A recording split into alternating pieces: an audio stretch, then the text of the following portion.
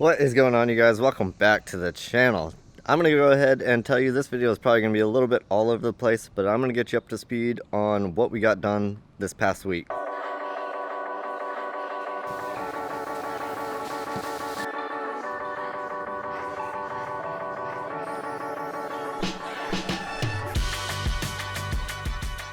I just finished reassembling the engine bay for the most part. Pretty much all the stuff that bolted on the frame rails, headlights, fuse box, coolant overflow, all of that type of stuff. So the car at this point is pretty much ready to have the engine drop back in it. The engine, on the other hand, got the engine pretty much fully disassembled. As you can see, the head is off, all the stuff on the front is off. Currently working on getting the valve stem seals done. Got all the seals on cylinder 1 replaced now. I'm just waiting on another tool to come in to do the rest. This setup works, but this new tool should make this a lot easier and a lot faster. It probably took me about an hour and a half just to do the 4 on cylinder 1. So we should get this finished up this coming week, and then we've just got a bit of cleaning to do. We can put the new head gasket on, get the head back on, and then really it's just some seals and the timing belt kit, and we'll be in pretty good shape.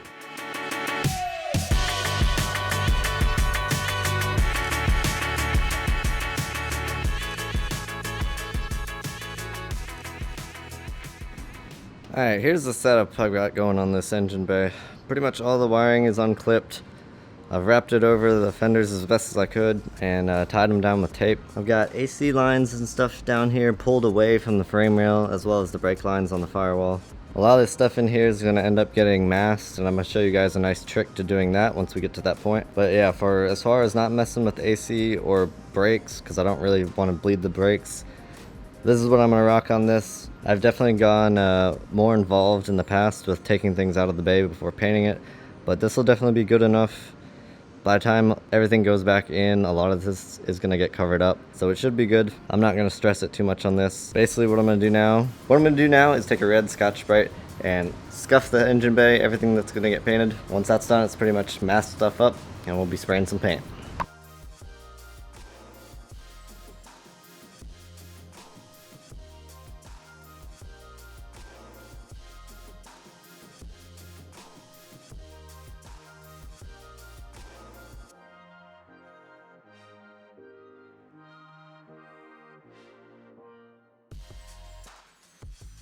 Alright, got the engine bay scuffed down nicely. I'm about to start masking things up, and I'm going to show you a little trick. If you've been following the channel for a while, you've seen me do this before. We're going to take some aluminum foil and wrap it around all the pipes and hoses and wiring that is in the way that we cannot move, that we don't want to get paint on. This is going to save us tape, and it's going to actually be a lot easier than tape.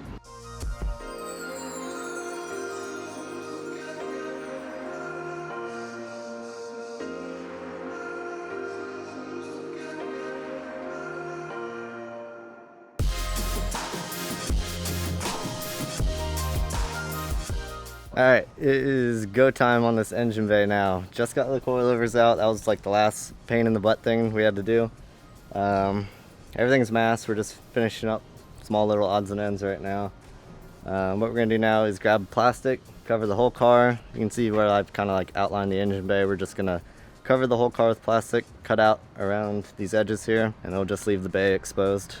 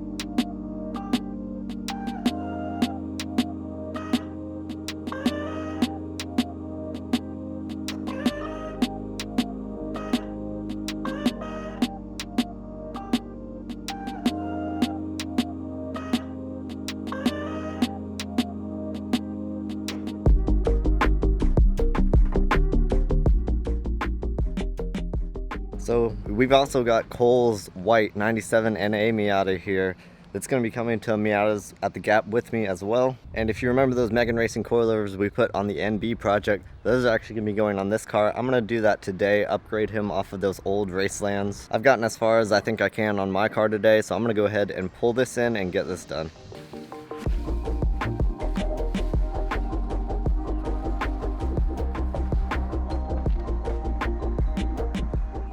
I swear these cars are always dead.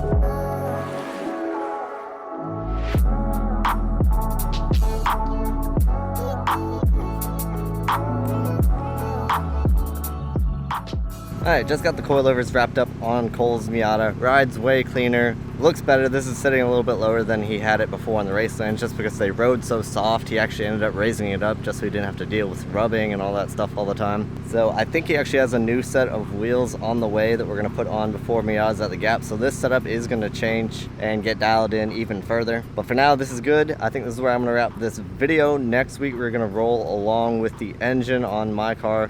Just try and hammer that out. That's really all we got left, is get that engine finished and get it back in the car and then get everything back together. So for now, I'm gonna go. As always, thank you so much for watching. Have an awesome week and we'll see you in the next one.